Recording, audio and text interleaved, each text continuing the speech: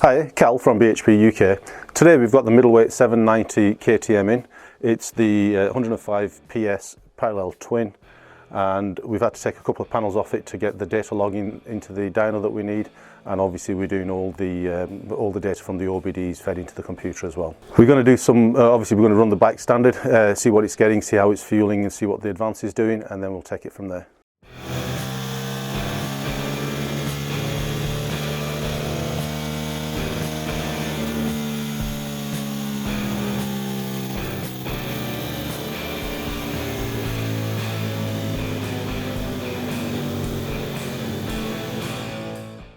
So at standard, the bike at the back wheel is making 96.12 brake horsepower.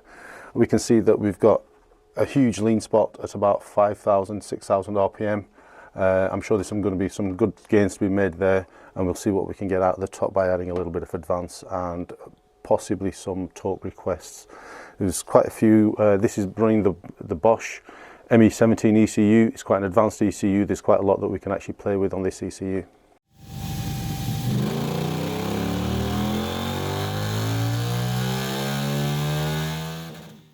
So we've done quite a few runs with it. We've tried a few thousand maps. We've decided on a strategy as to what we're going to use, and we've managed to achieve a good gain at the top. We've gained two brake horsepower at the top end, but the real gains are at 5,000 RPM, where we've gained 11 brake horsepower. We've got the fueling to exactly where we want it, and we've filled a huge gap in on the power delivery. We've also worked quite a lot on partial throttle openings. There's always a huge amount to be made on Euro 4 bikes. They're always a little bit snatchy on the bottom end. They're always a little bit lean at 5, 10, 15, 20% throttle openings.